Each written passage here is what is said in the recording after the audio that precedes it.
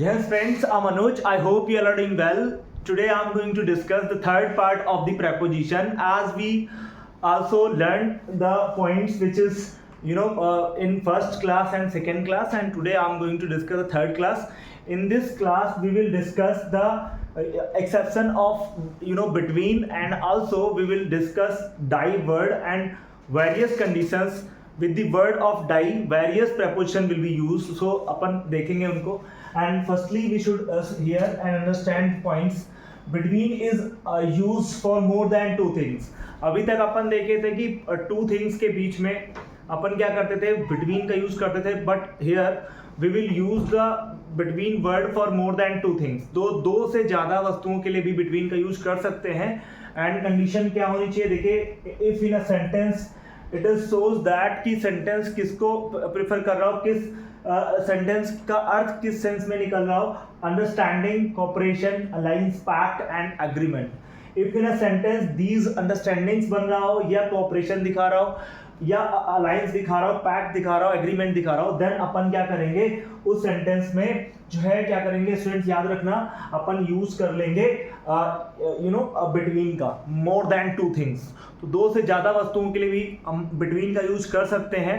But if in a sentence it shows that the cooperation, alliance, pact and agreement. Okay, so here we have some examples and understand the examples so that we will understand the points. Okay, so here is the example number first. A treaty was signed among India, Japan and Singapore. तो देख रहे हैं यहाँ पे among आपका fault है because यहाँ पे साइंड हो रही है ट्रीटी, और जब ट्रीटी साइन होने की बात हो रही है that's why between is used for more than two things. देखिए यहाँ पे इंडिया, जापान एंड सिंगापुर, तो तीन चीजों के लिए भी अपन बिटवीन यूज कर सकते हैं, बट अमंग का यूज नहीं करेंगे बिकॉज यहाँ पे ट्रीटी की बात हो रही है. And after that we will see the next, there will be an understanding that the fourth political parties against Narendra Modi. तो यहाँ पे आप बिटवीन का यूज करेंगे बिकॉज अलायंस हो रही है, अंडरस्टैंडिंग हो रही है तीन पार्टियों के बीच में, तो ये इस तरीके से हमने यहाँ पे यूज किया. आई होप ये पॉइंट्स क्लियर हो गए होंगे. So now we are going to discuss the next. The agreement was confirmed ना that the 5 childrens of the farmers to sell the property. Okay, तो यहाँ पे अपन यूज करेंगे बिटवीन का यूज करेंगे बिकॉज मोर देन टू के लिए भी बिटवीन का यूज करेंगे बिकॉज इसमें एक कंफर्म्ड हो रहा है. क्या हो रहा है, कंफर्म, एग्रीमेंट कंफर्म हो रहा है, that's why we will use the between word more than two things. Okay, तो 3 सन्स है तब भी अपन बिटवीन का यूज कर रहे हैं. So student, now we are going to discuss the next point which is most important, use of the die word. Okay, so die word के साथ various prepositions use होते हैं in various conditions. So we will see die word, ठीक है, various prepositions are used in a different conditions. ठीक है, तो first condition number first understand करते हैं. तो डाई के साथ ऑफ कहाँ आता है students, if a person dead, यदि किसी व्यक्ति की मृत्यु डिजीज से हो जाए, इलनेस से हो जाए, स्टारवेशन यानी भूख से, या फिर हंगर से, जॉय ज्यादा खुश होने से, या फिर ग्रीफ बहुत दुखी होने से, सॉरो शेम हो जाने से, या फिर शाइनेस से हो जाए, that we will use the die of preposition. Die के साथ ऑफ आएगा, जैसे एग्जांपल यहाँ पे दिया गया है, he died of malaria and malaria is a disease, so die के साथ क्या आ गया, ऑफ प्रपोजिशन का यूज कर दिया गया. आई होप ये पॉइंट्स एकदम क्लियर होंगे, पहला रूल एकदम क्लियर है. Now we are going to discuss the next part which is the die from.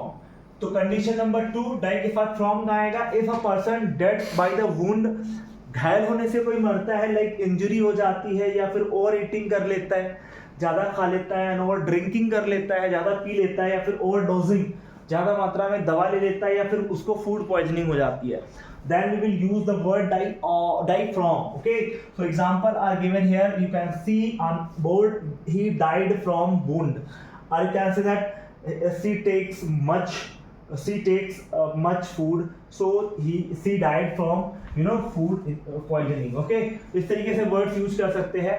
Die के साथ बाई कहाँ आएगा स्टूडेंट्स, याद रखिएगा, डाई के साथ बाई प्रपोजिशन आएगा वायलेंस से. जब व्यक्ति सुसाइड से, रॉयट से मर जाता है, हत्या हो जाती है किसी की, देन अपन क्या करते हैं, वायलेंस से या सुसाइड से सुसाइड. स्यू का मतलब होता है सेल्फ स्टूडेंट्स, और साइड का मतलब होता है हत्या, किलिंग. तो जब सेल्फ की हत्या हो जाए दैट सुसाइड. तो सुसाइड और या वायलेंस से जब कोई मरता है तो डाई बाई आता है.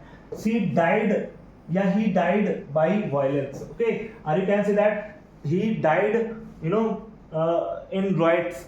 नहीं कहेंगे he died by riots, इस तरीके से कहेंगे. Okay, तो now we are going to discuss die from. Okay, तो die from हो ही गया था, अपन ऑलरेडी इसको डन कर चुके हैं. die by अपन कर चुके हैं, die for करेंगे. अब देखिए die for जो होता है ना स्टूडेंट, बहुत ही इंपॉर्टेंट आपका है. die के बाद from किस कंडीशन में आता है? for मदरलैंड के लिए जब कोई मरता है, कंट्री के लिए जब उसकी डेथ होती है, ऑब्जेक्ट के लिए या प्रिंसिपल या फिर बिलीफ के लिए. जैसे उसका कोई बिलीफ है और बिलीफ की वजह से उसकी डेथ हो जाए तो, या फिर अगर किसी बच्चे की डेथ उसके प्रिंसिपल हैं, उसके थॉट्स हैं, कोई व्यक्ति है जिसके प्रिंसिपल बने हैं लाइफ में, सिद्धांत हैं, और उनको जब ब्रेक किया जाता है तो उसकी डेथ हो जाती है, तो इसको अपन बोलते हैं मदरलैंड. मतलब कंट्री, मातृभूमि के लिए, कंट्री के लिए जब कोई मरता है, ऑब्जेक्ट के लिए, दैट डाई फॉर. ठीक, जैसे अपन एग्जाम्पल में देख रहे हैं, she died for Motherland, she died for her Motherland. You can say that captain Vikram Batra died for country. Okay, इस तरीके से अपन यूज कर लेते हैं. तो नेक्स्ट अपन देखेंगे यहाँ पे डाई के साथ थ्रू प्रपोजिशन कब यूज होगा. स्टूडेंट नोट करते हैं, डाई के साथ थ्रू कब यूज होगा. डाई थ्रू इग्नोरेंस या नेग्लिजेंस से जब किसी की डेथ हो जाती है तो डाई थ्रू कहते हैं. His grandfather die through negligence. Okay, and after that अगर बात करें डाई विद समवन, किसी के साथ मर जाने के लिए डाई विद आता है. तो एग्जांपल बनता है she died with her lover. तो that is the word. Okay, die with का यूज करेंगे. Students, now we are going to discuss the points. Die in बहुत ही इंपॉर्टेंट है. डाई इन बैटलफील्ड में जब कोई मरता है, युद्ध क्षेत्र में, एक्सीडेंट से या फिर कोई बेड पे मर जाता है, तो अपन यूज करते हैं डाई के साथ इन. तो ये बहुत बार एग्जाम में आ चुका है, याद रखिएगा. Die in battlefield, he died in battlefield. अब यहाँ पर देखो, ये आपका आ चुका है एनडीए, सीडीएस, आरएमसी, इन सब में आ चुका है इडियम्स के रूप में. डाई इन हार्नेस, कर्तव्य पालन करते हुए मर जाना, खेत रहना भी ये सब होता है die in harness. Okay, so I hope ये सारे पॉइंट्स क्लियर हो गए. Thanks for watching. ओके.